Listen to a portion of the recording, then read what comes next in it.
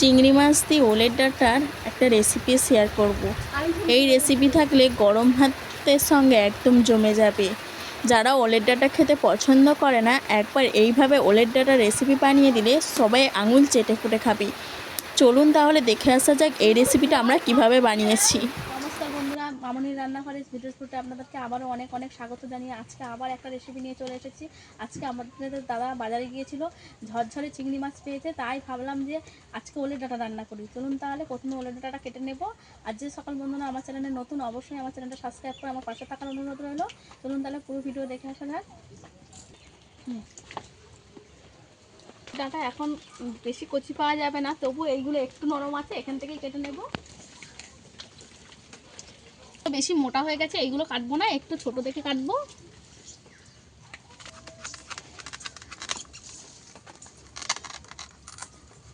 নরম ছিল, এখানে একটা নরম আছে, এটাকেও কেটে নেব।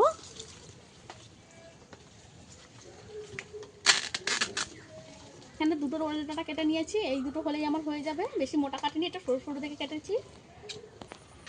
এই যে ওলের ডাঁটাটা তুলে নিয়েছি, রান্নাঘরে চলে যাব।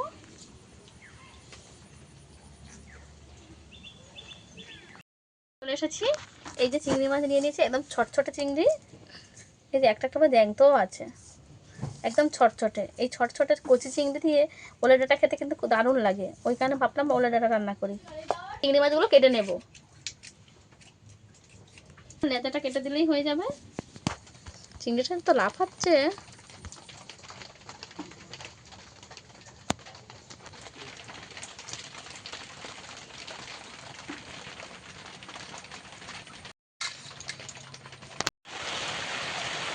পাঁচটা বাড়ে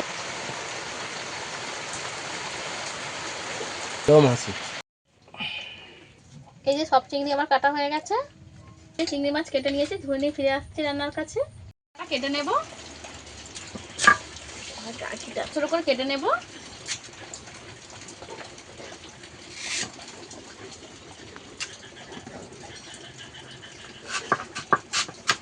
গায়ে খোসাটা ছাড়িয়ে নেব।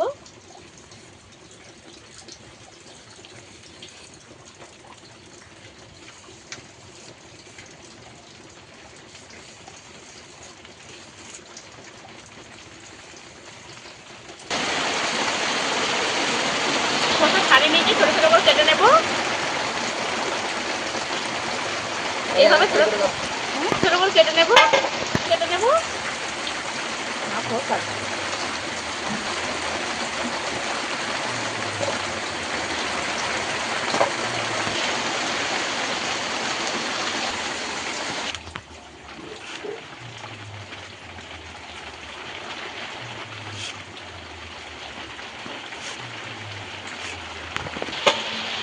সমস্ত ওলের ডাঁটা এইভাবে ছোট ছোট করে কেটে নেব।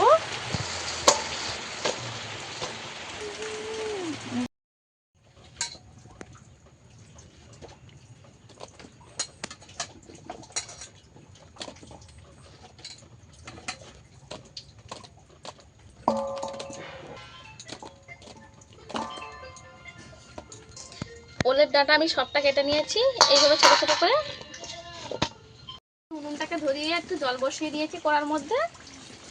জলটাকে আমি ভালো করে ফুটিয়ে নেব। কচু আমি ধুয়ে নিয়েছি।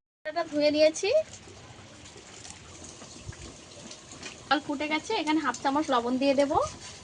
তারপরে ওলের ডাঁটাটা দিয়ে দেব, ভাপানোর জন্য দিয়ে দেব। এটাকে ভালো করে লাড়িয়ে চাড়িয়ে আমি সেদ্ধ করে নেবো। একদম 10 মিনিট মতন আমি ভাপিয়ে নেব। লবণ হলুদ মাখিয়ে নেব, এগুলো দিয়ে দেব স্বাদ মতো। এতগুলো চিংড়ি মাছ আমার লাগবে না, অর্ধেকটা রেখে দেবো আর অর্ধেকটা মাখিয়ে নেব।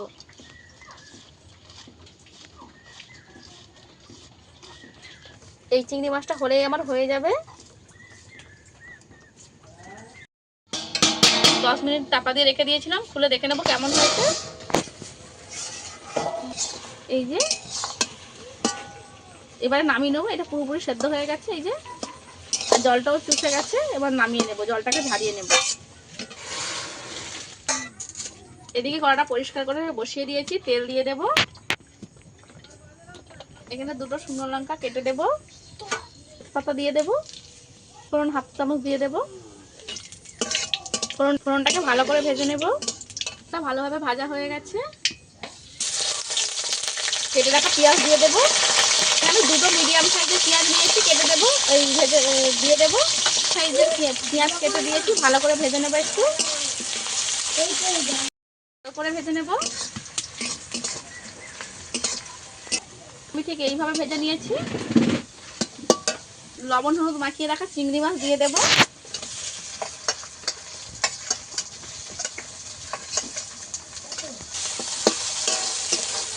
পেঁয়াজ আর চিংড়ি মাছ আমি একসঙ্গে ভালো করে ভেজে নেব।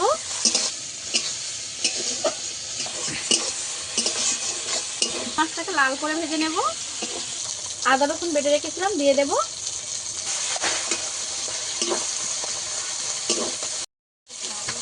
পরিমাণ মতন হলুদ গুঁড়ো দিয়ে দেবো, হাফ চামচ হলুদ গুঁড়ো দিয়েছি।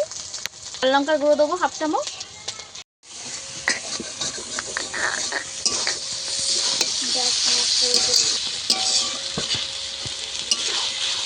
চিনি দিয়ে দেবো।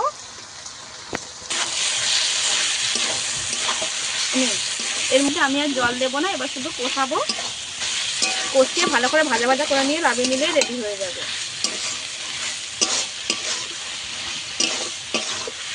সামান্য অল্প একটু লবণ দিয়ে দেবো। এই যে ওলের ডাঁটা দিয়ে চিংড়ি মাছ আমার রেডি হয়ে গেছে। নামিয়ে নেব, প্লেটের মতো তুলে নেব। বাবার মাথায় হ্যাঁ,